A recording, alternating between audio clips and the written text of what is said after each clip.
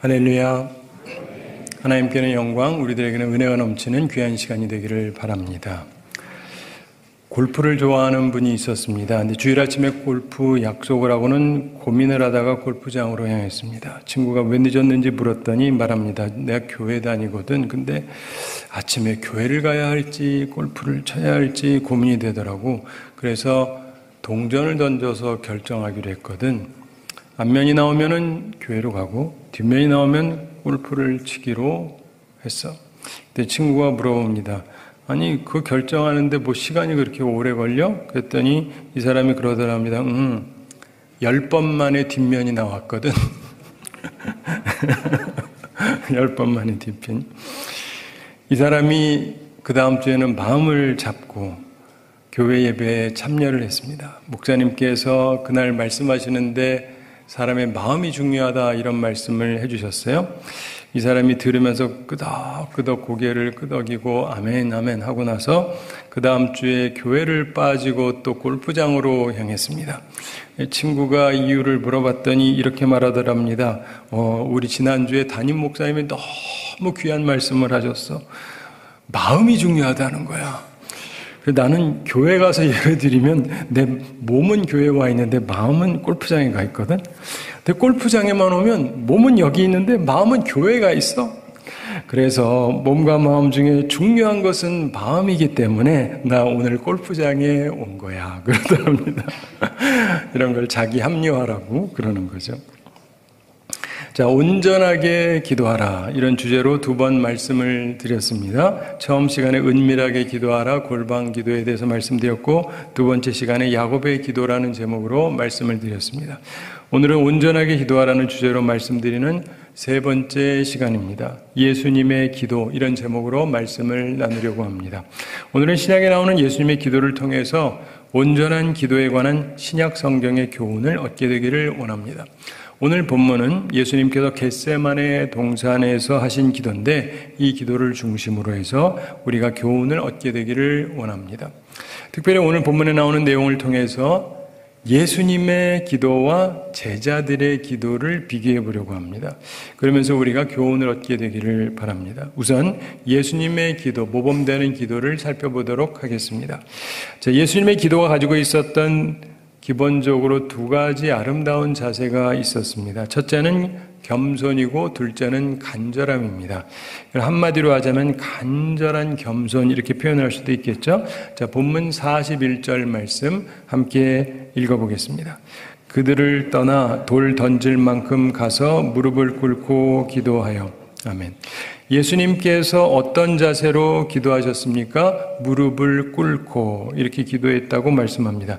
평상시 기도할 때 무릎을 꿇으시는지 모르겠는데 사람인 우리도 무릎을 잘 꿇지 않습니다. 불편하기도 하고. 근데 하나님의 아들 예수 그리스도께서 직접 무릎을 꿇으셨습니다. 이것은 겸손을 상징하는 것입니다. 참으로 아름다운 자세죠. 우리가 배워야 하는 것입니다. 또한 본문 44절 함께 읽어보겠습니다. 예수께서 힘쓰고 애써 더욱 간절히 기도하시니 땀이 땅에 떨어지는 핏방울같이 되더라. 아멘. 여기서 예수께서 힘쓰고 애써 더욱 간절히 기도하셨다 이렇게 말씀합니다. 그래서 땀이 땅에 떨어지는 핏방울같이 되었다 이렇게 말씀합니다. 이것은 간절함을 말씀해 주고 있습니다. 십자가를 지기 전 주님께서 사명을 감당하기 전에 하셨던 기도, 이 기도에는 겸손함과 간절함이 담겨져 있었습니다. 우리도 특별히 우리의 십자가, 자기 사명을 앞에 두었을 때 기억하면서 기도해야 될 자세라고 할 수 있습니다. 겸손과 간절함, 기억하는 우리가 되기를 바랍니다. 무엇보다 예수님의 기도, 겟세마네 동산에서의 기도는 예수님께서 평상시에 가르치시던 그 원칙에 근거한 기도였다고 볼 수가 있습니다.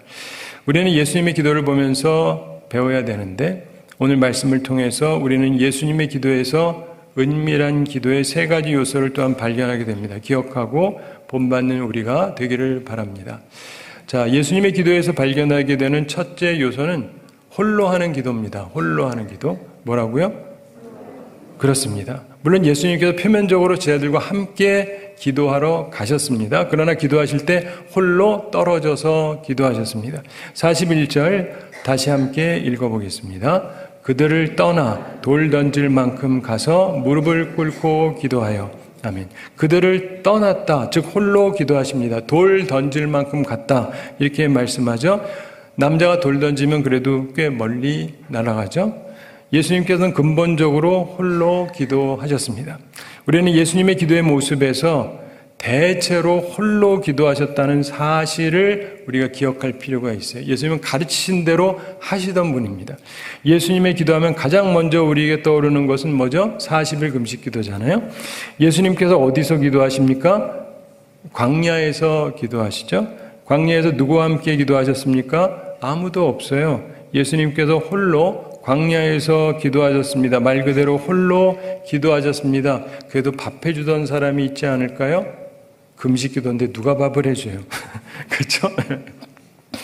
자, 예수님의 기도 중에 새벽 기도에 관해서 우리가 잘 아는 말씀이 있습니다. 마가복음 1장 35절에 나옵니다. 많은 목사님들이 인용하죠. 새벽 아직도 밝기 전에 예전 개혁에서 오히려 미명에 예수께서 일어나 나가 한적한 곳으로 가사 거기서 기도하시더니 이런 말씀이 있습니다. 이것을 많은 분들이 새벽 기도의 근거 말씀으로 사용을 하십니다.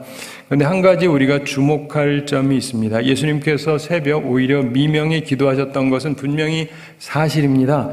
그런데 누구와 함께 하셨습니까? 제자들이요? 아니요. 홀로 기도하셨어요. 기도회를 한 게 아니라 혼자 기도하셨습니다. 나중에 제자들이 예수님을 따라가서 말하는 것을 보면 우리가 알 수 있습니다. 예수님께서는 근본적으로 홀로 기도하셨습니다. 제자들이 보았던 것은 바로 그런 모습이었어요. 기도는 홀로 하는 것이다.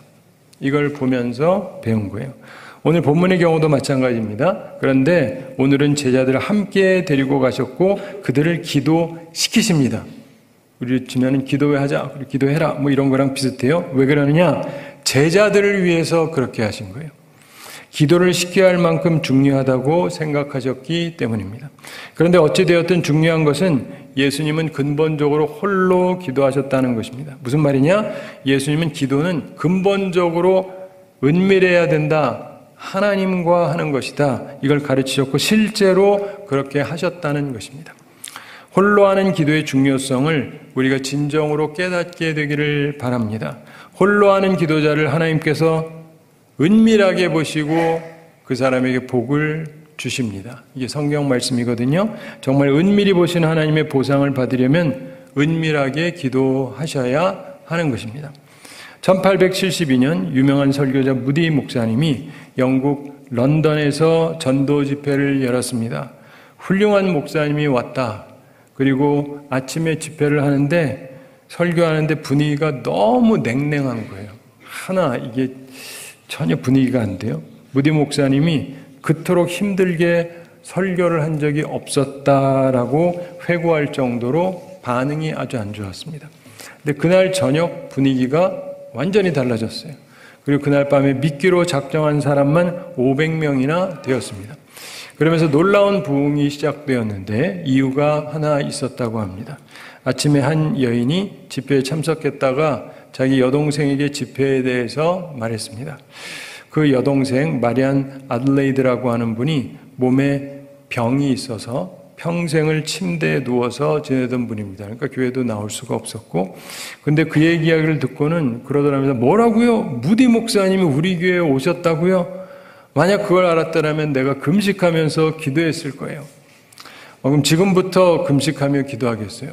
그러더랍니다. 그러면서 이 여인이 홀로 집에서 금식하며 기도할 때 은밀히 보시는 하나님의 은총이 그 교회에 나타났던 것입니다. 홀로 하는 기도, 은밀한 기도에 하나님의 보상이 있습니다. 그걸 아시고 믿으시고 실천하시고 그래서 꼭 보상받는 우리들이 되기를 바랍니다.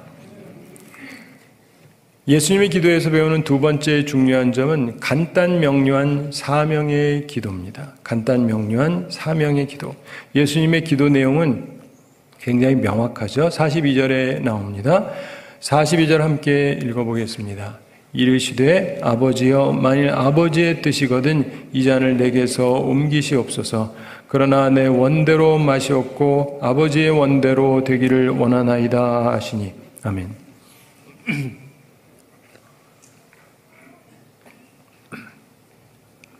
주님의 간단 명료한 사명의 기도 속에서 우리는 세 가지 모든 기도의 모범이 될 수 있는 요소를 발견할 수 있습니다. 그 첫째 요소는 아버지라고 하는 호칭입니다.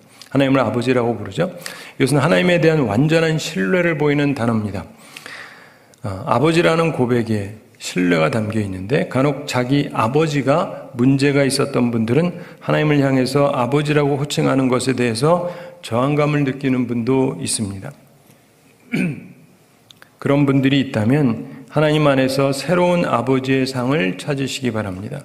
전능하시고 의로우시고 사랑이신 하나님께서 나의 아버지가 되신다라는 고백, 바로 이 신앙이 우리가 간단 명료하게 기도할 수 있게 하는 원동력이 되는 것입니다. 예수님께서 기도를 가르칠 때 하늘에 계신 우리 아버지라고 기도를 시작하라고 분명하게 가르치셨습니다. 그렇게 기도할 줄 모르는 사람은 은밀한 기도의 보상이 뭔지를 몰라요. 받을 일도 없고. 아버지라는 부분을 기억하시고, 두 번째로 주님의 간단 명료한 기도 속에서 보게 되는 두 번째 모범적인 요소는 솔직함입니다. 진실함. 만일 아버지의 뜻이거든 이 잔을 내게서 옮기시옵소서라고 기도합니다. 이것은 솔직함이다, 진실함이다 이렇게 말할 수가 있습니다. 예수님께서는 모든 일에 우리와 한결같이 시험을 받은 분이라고 히브리서 4장 15절에서 말씀합니다. 주님의 솔직함은 겸손의 표시이기도 합니다. 주님은 적어도 하나님 아버지 앞에서 겸손하게 솔직하게 구하셨습니다.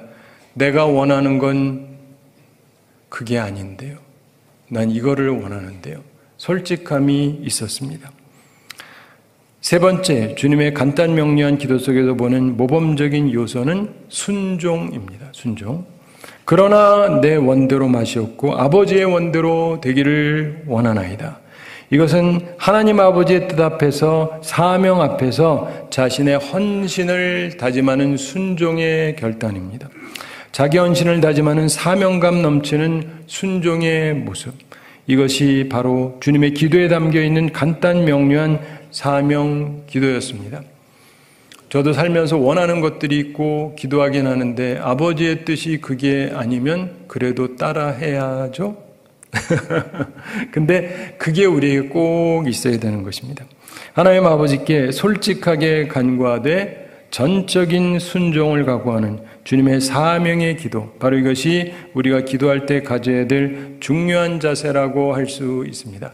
사랑하는 성도 여러분, 하나님 앞에 솔직하게 얘기하세요. 그러나 또 동시에 내 뜻은 그렇지만 아버지의 뜻이 그게 아니시라면 제가 그 뜻을 따르겠습니다. 제가 그대로 하겠습니다. 라고 하는 고백이 우리 속에 담겨 있어야 참된 기도라고 할 수 있습니다. 내 뜻은 이것이니까 반드시 들어주셔야 됩니다. 라고 밀어붙이는 게 아니고 내 사명을 감당하기 위해서 하나님이 그걸 원하신다면 제가 희생하더라도 아버지의 뜻대로 하겠습니다. 이게 담겨 있어야 온전한 기도라고 할 수 있습니다. 예수님의 기도에서 배우는 첫 요소가 홀로 하는 기도, 둘째 요소는 간단 명료한 사명의 기도고, 세 번째 중요한 요소는 용서와 사랑입니다. 용서와 사랑. 예수님의 기도에는 용서와 사랑의 자세가 담겨져 있습니다. 본문 45절에 보시면은 기도 후에 일어나 제자들에게 가서 슬픔으로 인하여 잠든 것을 보시고라고 말씀하죠. 그 다음 46절 함께 읽어보겠습니다. 이르시되 어찌하여 자느냐 시험에 들지 않게 일어나 기도하라 하시니라. 아멘. 예수님께서 제자들에게 가서 보십니다. 그런데 그들이 슬픔으로 잠들어 있습니다. 그들을 향한 예수님의 모습에서 제자들을 향한 용서 그리고 사랑의 모습을 보게 됩니다. 그들을 사랑하셔서 그들이 시험에 들 것을 걱정하셔서 기도를 시키고 계시는 주님의 그 사랑을 생각해 보십시오. 그리고 끝내 제대로 기도를 못하고 졸고 있는 그들을 책망하시되 실상은 용서하시는 주님의 그 큰 사랑을 생각해 보십시오. 대제사장의 종의 오른편 귀가 떨어지자 그 귀를 만져서 낫게 하시고 이것까지 참으라 하시던 주님의 모습을 생각해 보십시오. 용서의 자세를 갖고 계시던 주님의 모습을 우리는 닮으려고 노력을 해야 합니다. 십자가상에서도 아버지여 저희를 사하여 주옵소서. 자기의 하는 것을 알지 못합니다. 이렇게 하시던 주님을 생각해 보면서 닮으려고 노력을 해야 됩니다. 철저한 용서와 사랑의 모습. 주님께서는 실제로 주님의 교훈 그대로 삶을 사셨고 그렇게 기도하셨고 우리에게 모범을 보이셨습니다. 사랑하는 성도 여러분, 바라기는 우리가 정말 예수님처럼 홀로 하는 기도, 간단 명료한 사명의 기도, 그리고 용서가 담긴 기도를 하는 사람들이 되기를 원합니다. 은밀한 기도를 통해서 은밀히 보시는 하나님께서 보상하시고 은총을 베푸시는 그 은혜를 체험하며 살아가는 우리 모두가 되기를 바랍니다. 우리는 매우 혼란스러운 시기를 살아가고 있습니다. 근데 중요한 것은 나를 향하신 하나님의 뜻을 깨닫고 아버지 하나님이 원하시는 바를 행해야 할 것입니다. 그러기 위해서 홀로 기도하고 간단 명료하게 사명만수를 위한 기도를 하고 용서와 사랑이 담긴 기도를 하는 우리가 되기를 소망합니다. 이제 우리는 예수님의 제자들의 기도를 또 살펴보겠습니다. 제자들의 기도는 우리들이 흔히 하는 기도하고 굉장히 비슷합니다. 이들의 기도를 통해서 우리의 모습을 특별히 잘 조명해 보게 되기를 바랍니다. 제자들의 기도의 첫 특성은 따라하기입니다. 뭐라고요? 그렇죠. 본문 39절 함께 읽어보겠습니다. 예수께서 나가사 습관을 따라 감람산에 가심에 제자들도 따라갔더니 아멘. 이들은 예수님을 따라갔습니다. 그리고 기도하는 곳에 함께 했습니다.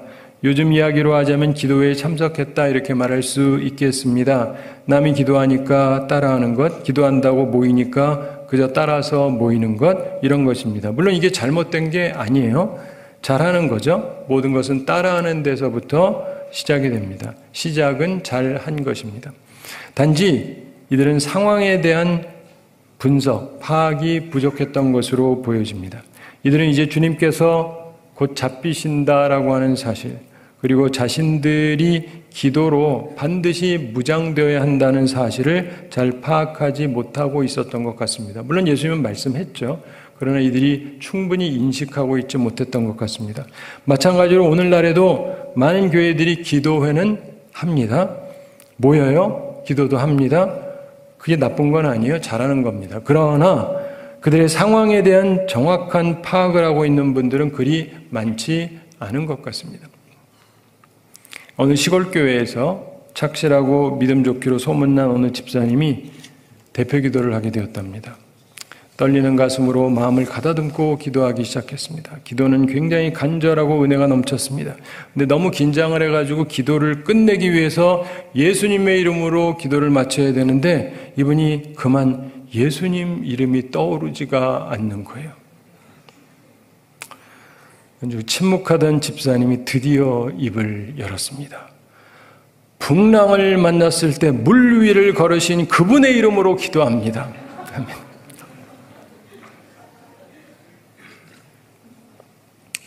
근데 그걸 상황을 모르는 분들은 그 표현을 멋있게 생각해서 그 다음부터 그 교회에서 그 표현을 많이 모방을 했다 그래요. 상황 파악을 제대로 못한 거죠. 단순히 따라하는 것보다 중요한 것은 그 의미, 상황에 대한 정확한 이해인 것입니다. 사랑하는 성도 여러분, 나는 어떤 상황입니까? 우리는 어떤 상황입니까? 잘 파악하고 있나요? 제자들의 기도의 둘째 특성은 기도 제목을 알고 있다는 것입니다. 기도 제목을 알고 있었다. 본문 40절 함께 읽어보겠습니다. 그곳에 이르러 그들에게 이르시되 유혹에 빠지지 않게 기도하라 하시고 아멘. 예수님께서 제자들에게 기도 제목을 주셨고 이들은 기도 제목을 잘 알고 있었습니다. 이것은 무작정 모이는 사람보다는 분명히 나은 거죠. 기도 제목을 알고 있어야 집중된 기도를 할 수 있기 때문입니다. 예수님께서 그들에게 유혹에 빠지지 않게, 예전에 개역성경에서 시험에 들지 않기를 기도하라 이렇게 말씀해 주셨는데 분명한 기도 제목을 주셨습니다. 따라서 기도회에 참여하여 분명한 기도 제목을 알고 있었다고 말할 수 있습니다. 자, 그런데 이들은 결국 시험에 들게 됩니다. 왜 그렇습니까? 이들은 기도 제목은 알아들었지만 그 심각성을 깨닫지 못했던 것입니다. 많은 사람들이 기도회에 참석해서 목회자가 제시하는 기도 제목을 알아듣습니다. 그러나 그 중요성을 잘 파악하지 못하는 사람들이 있습니다. 제자들은 심각하게 받아들여야 될 기도 제목을 그냥 평상적으로 가볍게 받아들였습니다. 바로 이것이 그들의 어려움을 불러일으켰던 것입니다. 사랑하는 성도 여러분, 우리가 지금 이때 드려야 되는 기도의 제목이 무엇인지 아십니까? 아시겠죠? 그런데 그 심각성을 알고 계십니까? 그런데 따라서 기도하러 모이고 기도 제목을 알고 있다는 것만으로 충분한 것은 아닙니다. 그것은 제자들의 기도의 세 번째 특성에서 나타납니다. 세 번째 전에 두 번째로 제가 한 가지 말씀드릴 게 있어요. 오늘날 한국교회에서 기도 많이 하시죠? 대선을 위해서 거기 꼭 붙이세요. 주님, 제가 시험 들지 않게 하옵소서. 이 기도들은 안 하시는 것 같아요.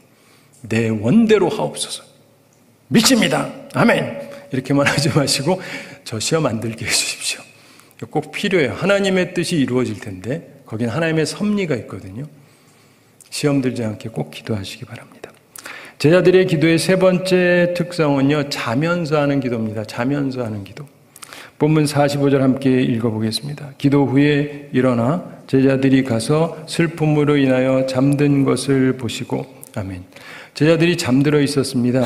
이들이 졸면서 기도하고 있었다는 것인데, 제자들의 모습이 얼핏 보면 한심해 보이지만 사실 기도하다 보면 이런 일이 종종 발생을 합니다.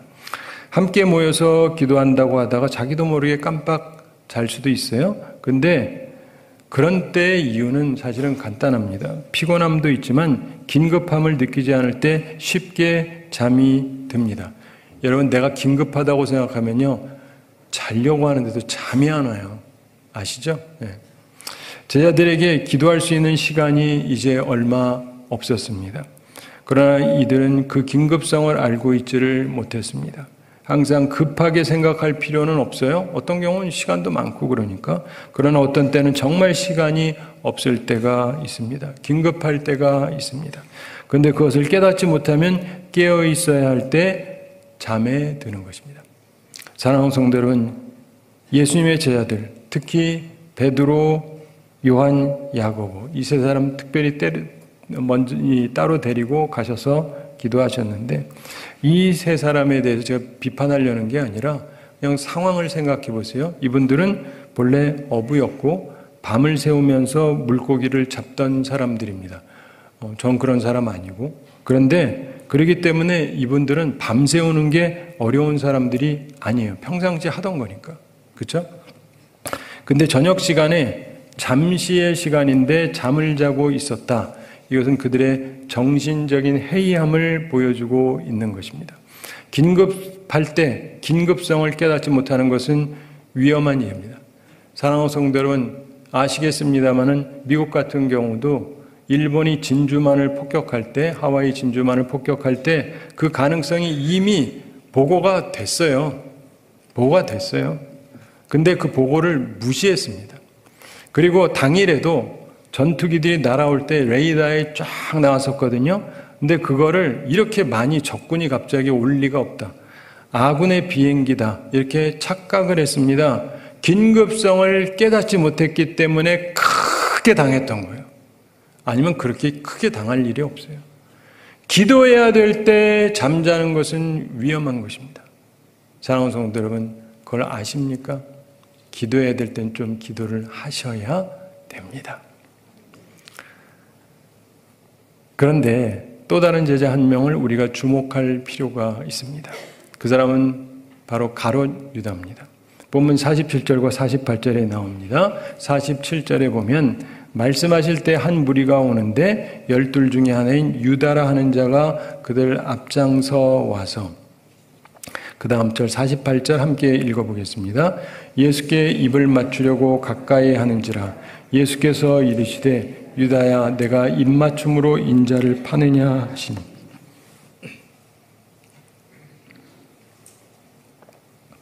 가룟 유다는 예수님을 팔아넘기기 위해서 왔던 것입니다.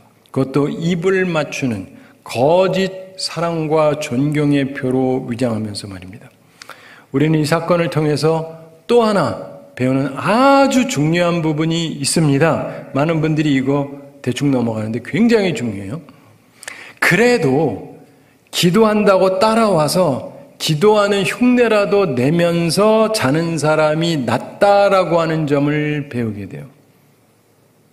무슨 말이냐?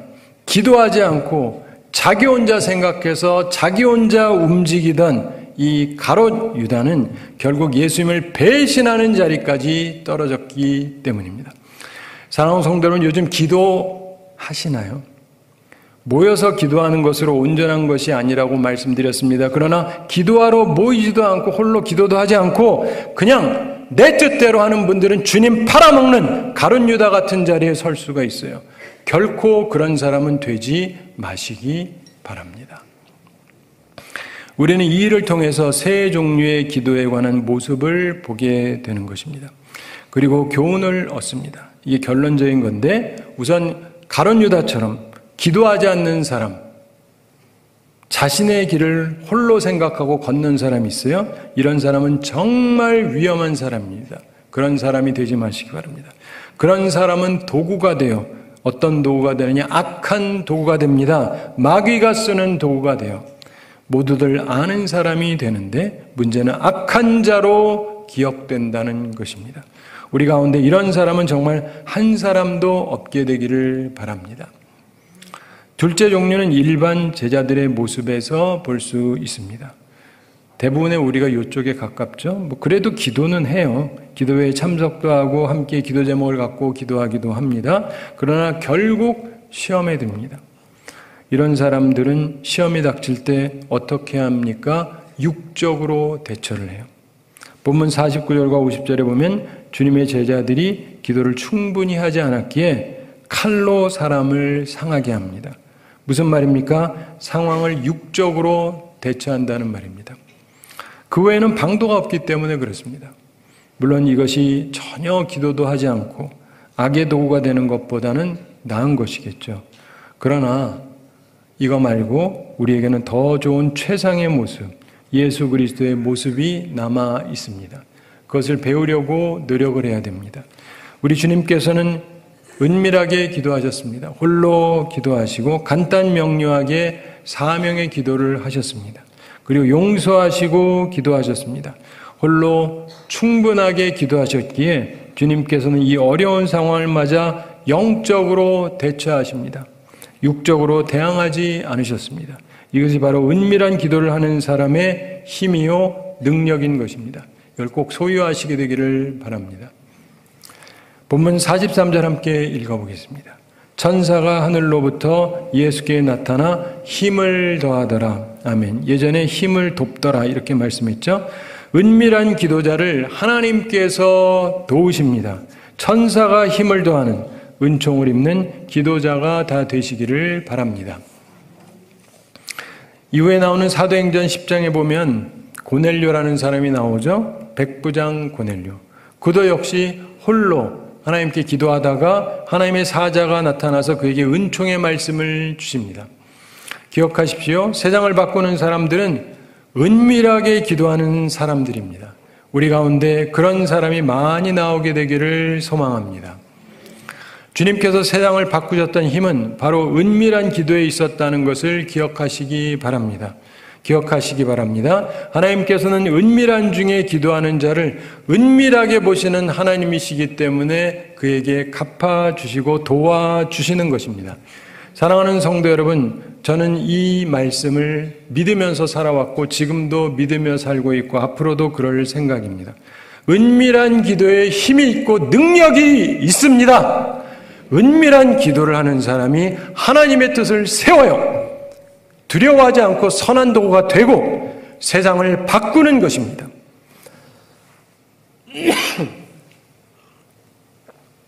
우리 모두 그런 사람들이 되기를 바랍니다. 한 가지 이야기 말씀드리면서 오늘 말씀을 마치겠습니다.